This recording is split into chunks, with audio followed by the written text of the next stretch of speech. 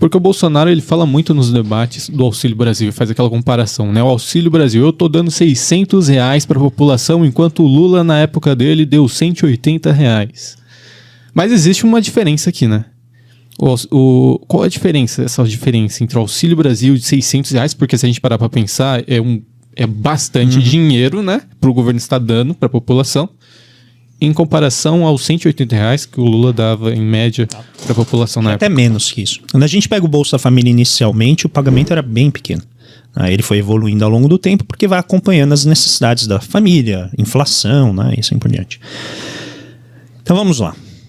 Eu vou começar com uma digressão teórica explicando por que o Guedes está falando isso. O Guedes é formado na escola de Chicago e ele parou de estudar nos anos 60.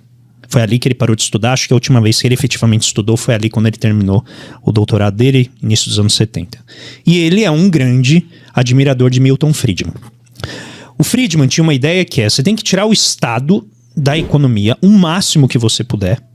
Então, nada de oferecer serviço de saúde, de educação. Tira tudo isso e dá dinheiro para as pessoas. Você dá dinheiro para as pessoas. Tá? E ele defendia o chamado imposto de renda negativo. O que é o imposto de renda negativo? O governo estabelece que todo mundo tem que ganhar pelo menos $4.000, vamos chamar lá, por mês ou por ano.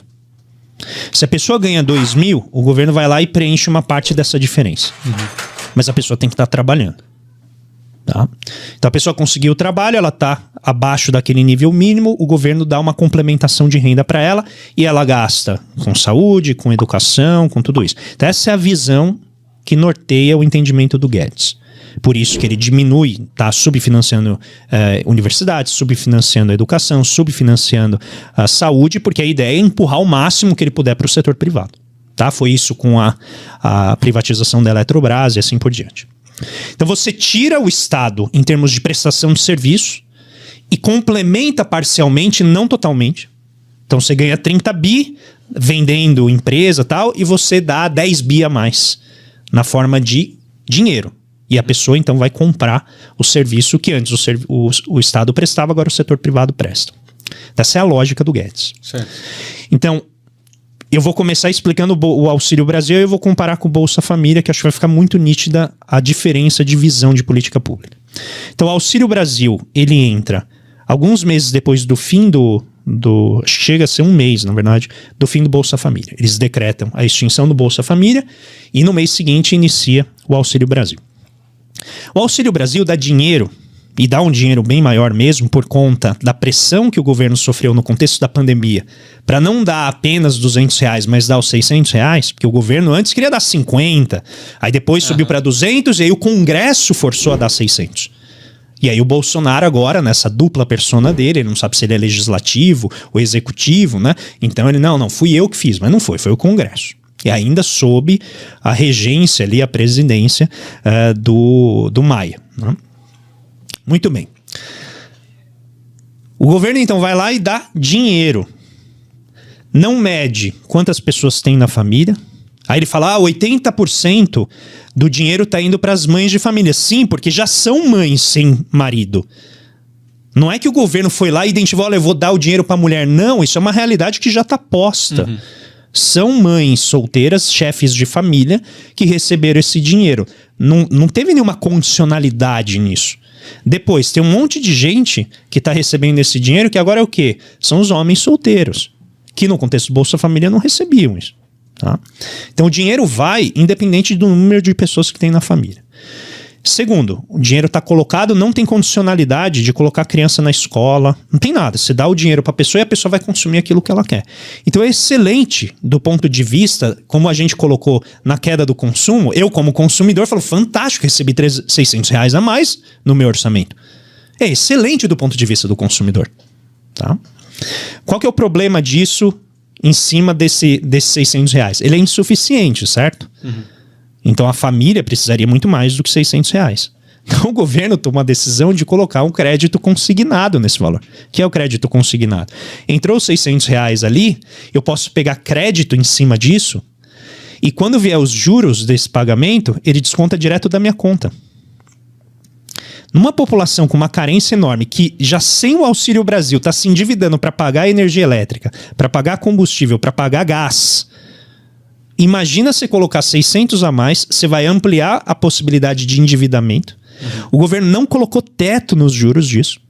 Ou seja, os bancos, quem for operar, pode operar o quanto quer. Inclusive, o Zema, que acabou de se reeleger governador de Minas Gerais, e que se reelegeu com a foto do Lula na campanha, e logo depois das eleições foi lá e declarou apoio ao Bolsonaro, a família dele tem um banco que vai operar o crédito consignado ao Auxílio Brasil. Pra vocês verem como, né, os interesses estão sempre bem arranjadinhos ali. Tá?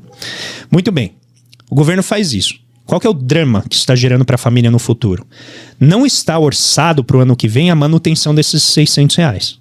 O governo só mandou 400. Se ele não conseguir complementar esses 200, a renda da pessoa vai cair enquanto os juros crescem. Reforça-se a escravidão por dívida, porque essa dívida vai crescer rapidamente. Então esse é o arranjo Auxílio Brasil. Não tem garantia de manutenção do valor, tem uma armadilha em termos de endividamento ali, e não tem qualquer proposta do governo federal de fazer um alívio da dívida. André, mas ele acabou de fazer uma renegociação, quitação de dívida na Caixa Econômica Federal. Exato, medida eleitoreira. Ele não vai conseguir fazer isso mais. Ele fez agora para tentar ganhar a eleição. Tá? Bom, o que é o Bolsa Família? É aqui que é a parte linda e que mostra de maneira muito evidente a diferença entre a política pública feita pelo PT e a política pública que o Paulo Guedes chama de política pública, tá? Na visão do Milton Friedman. O Bolsa Família pegava famílias que tinham pessoas que estavam abaixo da linha de pobreza, davam um valor pequeno, mas ajustável por número de crianças. Tá? Segundo, exigia que para receber aquela transferência a criança estivesse na escola.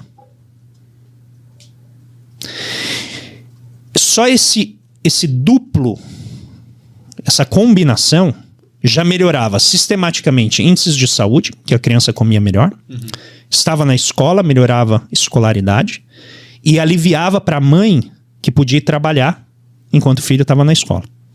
Então se gera melhor indicador de renda, melhor indicador de saúde, porque diminui a subnutrição, e melhor indicador de escolaridade. Mas o Bolsa Família não acaba aqui. Porque o Bolsa Família também era a base do quê?